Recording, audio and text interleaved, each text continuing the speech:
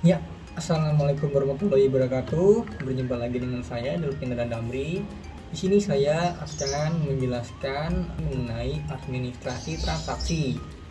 Nah, tapi sebelum itu silahkan di komen, like, share, dan di subscribe seperti itu. Nah, ini adalah materi tentang administrasi transaksi. Di sini kalian bisa menemukan saya atau bisa langsung mampir di Instagram saya Delvin dan Ade, dan di YouTube saya di channel ini atau nama Delvin dan Ade seperti itu. Nah, selanjutnya di sini saya akan menjelaskan pengertian dari administrasi transaksi. Nah, di sini administrasi transaksi adalah kegiatan pencatatan perusahaan pada setiap terjadinya perubahan posisi keuangan atau transaksi yang dilakukan secara terstruktur dengan metode tertentu. Perubahan posisi keuangan atau transaksi yang dimaksud bisa berupa pengurangan atau tambahan. Jadi, administrasi transaksi itu adalah kegiatan pencatatan perusahaan pada setiap terjadinya perubahan posisi keuangan. Nah, jadi misalnya ada uang masuk atau misalnya ada barang masuk, maka dicatat di dalam transaksi itu. Ada barang keluar, ada pengurangan barang, maka dicatat di dalam transaksi itu. Itu adalah pengertian dari administrasi transaksi seperti itu. Selanjutnya ada yang namanya fungsi administrasi transaksi. Yang pertama ada fungsi pencatatan. Fungsinya itu untuk seluruh transaksi yang terjadi selalu tercatat dalam buku atau sistem administrasi. Yang kedua, pemeliharaan. Seluruh buku atau dokumen yang berhubungan dengan transaksi dapat terpelihara dengan baik atau dapat dipantau. Jadi masing-masing perusahaan itu beda-beda.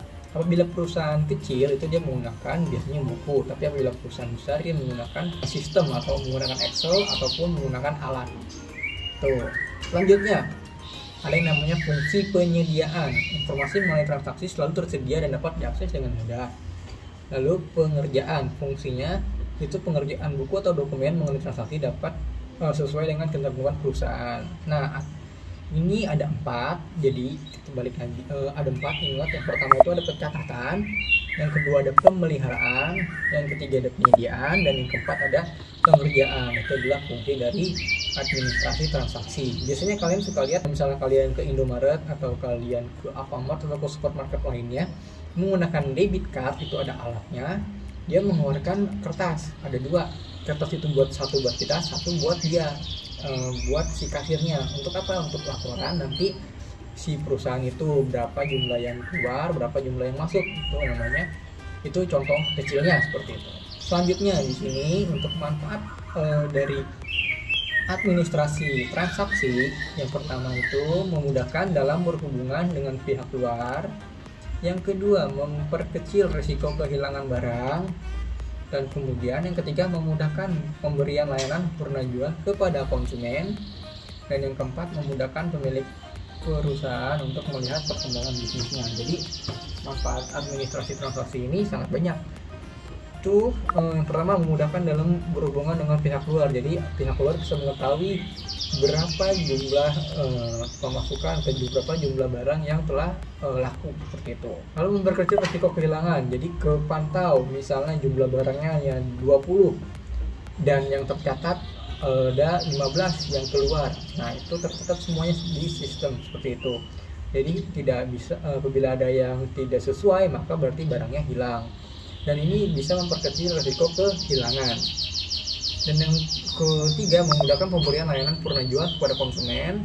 Yang keempat, memudahkan pemilik perusahaan untuk melihat perkembangan bisnisnya. Jadi si pemilik perusahaan ini dapat memantau langsung perkembangan bisnisnya, berapa jumlah barang yang keluar, berapa jumlah uang yang masuk, kayak seperti itu, berapa jumlah barang yang berapa profitnya, dan berapa jumlah barang yang akan dibeli selanjutnya. Jadi pemilik bisnis itu dia dapat melihat perkembangan sejauh mana perusahaan dia berjalan atau bisnisnya berjalan. Selanjutnya ada yang namanya tujuan administrasi.